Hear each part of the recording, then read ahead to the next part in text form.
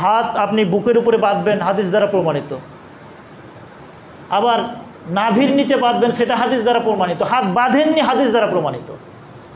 7 নম্বর হচ্ছে লার্ন দিন, দিন শিখতে হবে। আমাদের দিনের জ্ঞান খুবই কম, আমরা অনেক বিষয় নিয়ে বিতর্ক করে বেড়াই, আমার ইসলামের বেসিক জ্ঞান নাই। ইমামের পিছনে কি সম্মিলিত মোনাজাত আছে না নাই, এটা নিয়ে আপনার কনসার্ন।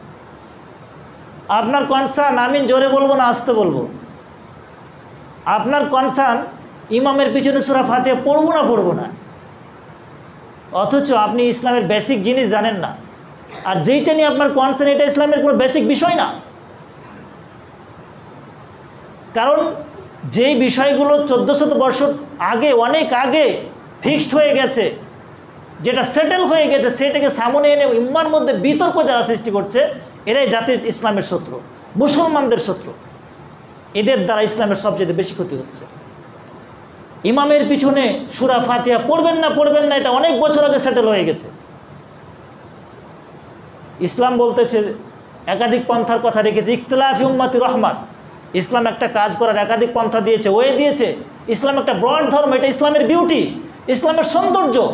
একটা কাজ করার একাধিক রাস্তা, ওয়ে আপনাকে দিয়ে দিয়েছে। ওটা নিয়ে সবগুলোকে মিলিয়ে একটা করতে চান কেন? কে অথরিটি দিল আপনাকে? বিশ্বনবী সাল্লাল্লাহু আলাইহি ওয়াসাল্লাম একাধিক সিস্টেমে কাজ করেছেন, আর আমরা এক একটা কমিউনিটি এক একটা আমল করছি। তার মানে বিশ্বনবী সাল্লাল্লাহু আলাইহি ওয়াসাল্লামের সবগুলো আমল চালু রয়েছে এভাবে। আপনি যদি ইমামের পিছনে সূরা ফাতিহাকে পড়ার আমলটাকে তুলে দিতে চান, বিশ্বনবী সাল্লাল্লাহু আলাইহি ওয়াসাল্লামের একটা আমল বাদ পড়ে যাবে সমস্ত। কে দিল অথরিটি আপনাকে? বিশ্বনবী সাল্লাল্লাহু আলাইহি ওয়াসাল্লাম কখনো জোরে আমিন বলেছেন? আপনি ওইটাকে তুলে দিতে যদি চান, তাহলে বিশ্বনবী সাল্লাল্লাহু আলাইহি ওয়াসাল্লামের একটা আমল পৃথিবী থেকে বিদায় নেবে। কে অধিকার দিল আপনারে? তাহলে বিশ্বনবী সাল্লাল্লাহু আলাইহি ওয়াসাল্লাম জোরে আমিন বলেছেন, হাদিসে প্রমাণিত। কেউ বলছে, কোনো একটা কমিউনিটি করছে, ওই আমলটাও চালু রয়েছে। বিশ্বনবী সাল্লাল্লাহু আলাইহি ওয়াসাল্লামের একটা সুন্নাত জীবিত রয়েছে। আবার পড়েননি, সেটাও প্রমাণিত। না পড়ার পক্ষে ডকুমেন্ট রয়েছে, তাহলে না পড়ার আমলটাও চালু রয়েছে।